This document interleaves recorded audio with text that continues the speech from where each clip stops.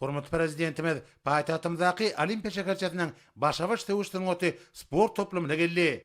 Yurdumuzda köpçüliklerin beden terbiýe sagaldyş şereketiniň ýokary netijeli sportyň ösdürilmegi, şeýle hem tagdym durmuş derejelerini wagt etmek boýunça şäherleriň geçirilmegi, Türkmen halkynyň milli lideri Gahrman Arkadagymyň başyna başlan we hormatly prezidentimiz Arkadagy Gahrman serdarymyň baştonlugyny amala aşyrlayan maksatnameler strategiýanyň merkezi nedir?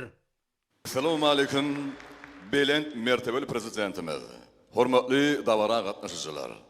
Ýurdumyzyň zehirli ýaşlarynyň hemde uswa turgunlarynyň halkara beýatçylyklaryny işen gatnaşmaklary, ul üstünlikleri gazanmaklary uğrunda gollaw himayetleriniz üçin hormatly prezidentimiz size hemde Türkmen halkynyň milli lideri Gahrman Arkadagymyza tüýs ýürekden alkışlar aýdýar.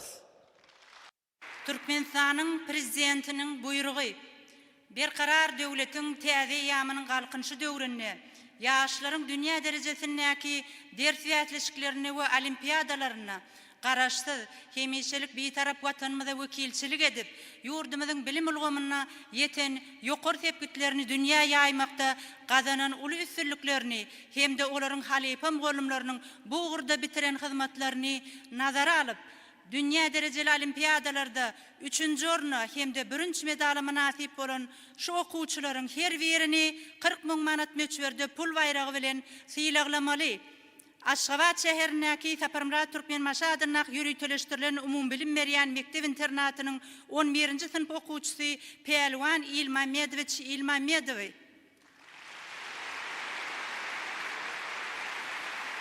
Maru vilayatynyň Ozan etrabynyň Şadlyk şäherindäki takyk we TV gurulary ýürütüleşdirilen 10-njy orta mektebiniň 10-njy sınıf okuwçysy Döwlet Anamradowy.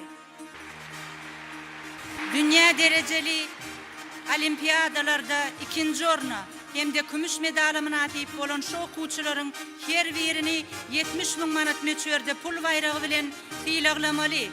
Aşgabat şäherindäki ingliz dili, himiýa we biologiýa okuw derslerini çuňlaşdyrıp öwredýän ýürütüleşdirilen 86-njy orta mektebiniň 12-nji sınıf okuwçysy Melikşah Milismuradowich Milismuradowy.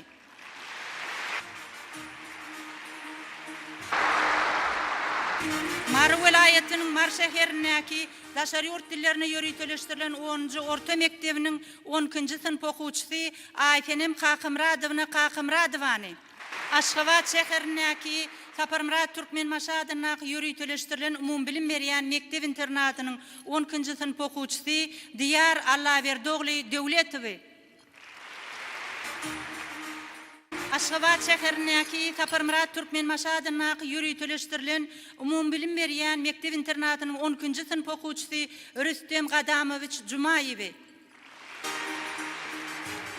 Dünya dereceli olimpiadalarda 3-nji orna hemde 1-nji medaly nasip bolan şu talyplaryň her birini 40 000 manat möçberde pul bayragy bilen sylaglamaly.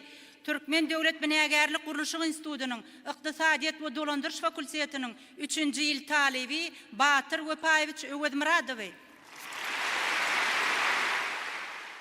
Türkmenistanyň Döwlet Energetika Institutynyň Sanly Tehnologiýalar we Kiber howpsuzlyk fakultetiniň 3-nji ýyl talyby Nur Muhammed Berdimuradowich Goçiýewy. Seyitnazar Heýdadynaky Türkmen Döwlet Mugallimçilik Institutynyň Takyk Bilimler fakultetiniň 4-nji ýyl talyby Gurtgelli Garlogly Hanowy. Türkmenistanyň Döwlet Energetika Institutynyň Energiýa Tehnologiýa fakultetiniň 2-nji ýyl talyby Dursun Jemal Hanmuradowna Ataýewany. Dünya dereceli olimpiadalarda 2-nji orna hemde kümüş medaly nasip bolan şu talyplaryň her birini 70 000 manat möçberde pul bayragy bilen sylaglamaly. Magtymguladynaky Türkmen Döwlet Üniversitetiniň Fizika fakultetiniň 1-nji ýyl talyby Mehriban Kakymradowany. Aba Anna Ifadynaky Halkara Atçylyk Akademiýasynyň Atçylyk Veterinariýa fakultetiniň 3-nji ýyl talyby Şükür Esedowich. Magtymguladyn Naqy, Türkmen Döwlet Üniversitetining Hukuk Fakultetiniň 4-nji ýyl talibi Dawud Lakirjanowich Abdykadirowy.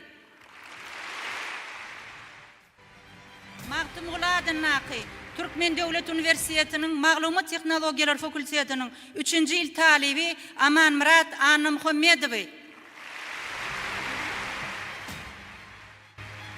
Türkmen Döwlet Iqtisadiýet we Dolandyrş Institutynyň Iqtisadiýet Fakultetiniň 4-nji ýyl talibi Cennet Allaberdiýewna Berdiýewany. Türkmenistanyň Daşary işler ministrliginiň Halkara gatnaşyklar institutynyň Halkara ykdysady gatnaşyklar fakultetiniň 4-nji ýyl talibi Oraz Murat Sehetmuradowy. Halkara insanperwer ilimleri we ösüş üniversitetiniň Halkara ykdysadyýet we menejment fakultetiniň 2-nji ýyl talibi Kerim Toýliýew.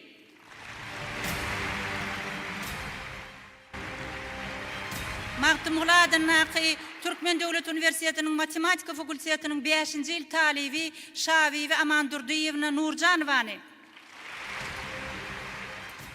Dünya derejeli olimpiadalarda 1-nji orna hemde altın medali münasip bolan şu talipleriň her birini 100.000 manat möçberde pul bayragy bilen sylaglamaly. Halkara insanperwer ilimler we ösüş üniversitetiniň Maglumat Tehnologiýasy fakultetiniň 4-nji ýyl talibi Medine Arazberdiýewna Ödeýwany.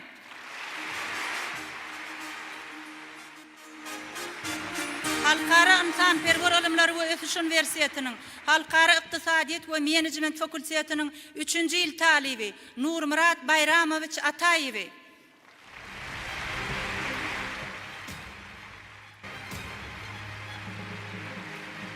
Halkara insanperwer ilimler we ösüş üniversitetiniň Halkara ykdysadyýet we menejment fakultetiniň 4-nji ýyl talibi Daniyar Emirkuliýew.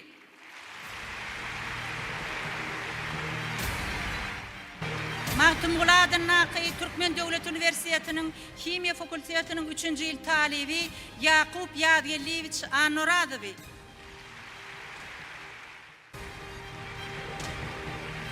Magtymguladyn Naqy, Türkmen Döwlet Üniversitetiniň Himiýa fakultetiniň 2-nji ýyl talibi Şatlyk Batyrowy.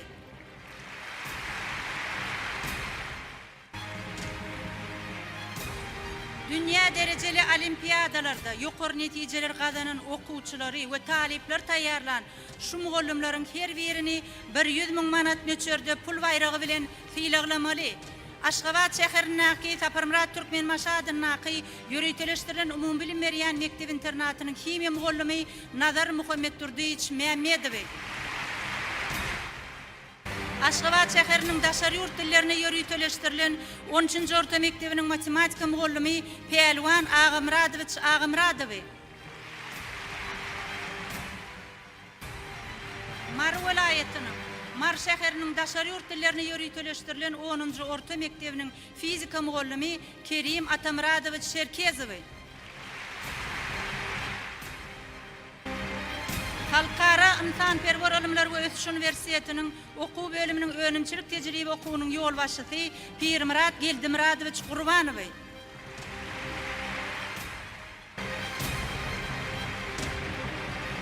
Magtymguladyn Naqy, Türkmen Döwlet Üniversitetiniň Matematika analiz kafedrasynyň mugallimy Ağa Serdar Köstekýazowich Ýolliýew. Magtymguladyn Naqy, Türkmen Döwlet Üniversitetiniň nazar we eksperimental fizika kafedrasynyň mugallimy öwrenjisi Allamrat Gelmradowich Amanmedowy.